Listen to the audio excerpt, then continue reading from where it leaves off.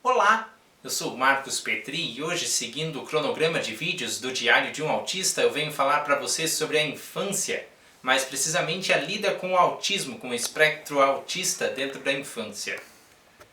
Eu tive uma infância bastante pautada por isso, e ela era abarcada por 3 pilares básicos, que era a educação, a insegurança e o perfeccionismo. Eles agiram na minha vida, para vocês terem uma ideia, dos 7 até os 13 anos de idade, mais ou menos. Começando pela educação, então, por eu ser uma pessoa bastante literal, eu tinha regras próprias para zelar pela paz nos ambientes. Por exemplo, eu era ensinado aqui em casa a nunca incomodar as pessoas, nunca desrespeitar as suas regras, desrespeitar as regras das suas casas. Então, sempre que alguém me convidava para ir na casa deles fazer um trabalho de escola, eu notava se a porta estava aberta ou fechada. Às vezes os dias eram frios e tinha que ser fechada a porta ou a janela, e vendo isso, eu já ia embora. Porque o código de educação era tão rígido na minha cabeça de que se alguém fechou a porta é porque quer dormir, não quer ser incomodado. Eu voltava, aí um coleguinha ligava para mim: Marcos, eu estava aqui, eu te vi lá fora, por que tu voltaste para tua casa? E aí eu não sabia o que responder. Outra situação de educação bastante rígida era com palavrões. Se alguém falasse um palavrão, eu ficava matutando e às vezes dizia para a pessoa que aquilo era muito, muito feio. Falava alto também. Eu, na minha infância, nunca tive um relacionamento amplo assim com crianças muito menores que eu. Os primos menores, por exemplo, eles faziam muito barulho e era inconveniente para os meus ouvidos e também para os ambientes, porque meu pai e minha mãe viviam dizendo: filho, não faz barulho dentro de casa agora, porque a partir de certa hora da noite você tem que diminuir os ânimos. E a partir desses padrões bastante rígidos de educação que eu vinha repetindo por aí quando criança, é que começou a surgir uma impaciência e uma insegurança muito grandes, que são os 2 outros parâmetros da minha infância.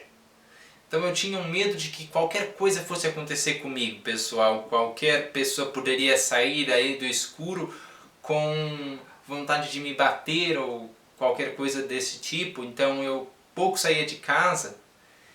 E também tinha medo de errar com as outras pessoas. Eu pedia por favor para tudo, eu pedia obrigado a todo momento. Eu dizia, obrigado a todo momento que eu era ajudado. Pelo simples fato de a pessoa começar uma conversa comigo, eu dizia obrigado por conversar comigo. Desse jeito. Tá? E aí, no meio dessas rotinas de educação, eu estava muito pouco propenso a falhar. Assim que eu falhava, eu chorava, como disse lá em outros vídeos, eu ficava me balançando assim, me batendo na cabeça, dizendo por quê, né? Às vezes eu considerava falha uma coisinha mínima. Um S que eu escrevia errado. Às vezes eu considerava falha porque o carro do meu pai tinha um pequeno amassado na lataria. Eu dizia que, para mim, mentalmente, que eu não iria andar com aquele carro, porque tinha um amassado na lataria. Isso eu nunca verbalizei, mas acontecia. Então, quando eu saía no dia a dia e eu via que as pessoas tinham falhinhas, eu ficava de cabeça baixa, realmente. E refreava muitos dos meus atos, então eu demorava para responder. Mas aí o tempo foi passando e eu descobri que eram todas características sobre as quais se construíram minha personalidade. Então eu deixei que elas aflorassem e eu fui cortando as arestas, como se diz, e me tornei uma pessoa melhor, principalmente mais tolerante. E isso aconteceu mais evidentemente a partir do momento em que eu comecei a sair de casa com mais frequência. O que acontecia? Eu pegava um amigo que eu tinha bastante confiança mesmo e dizia para ele me acompanhar, ou uma amiga. Isso foi se repetindo, e como eu disse a vocês, lá pelos 13 anos eu tive força de vontade o suficiente para desafiar alguns desses meus comportamentos. e desafiando eles, eu tive a sensação de ser uma pessoa muito mais flexível.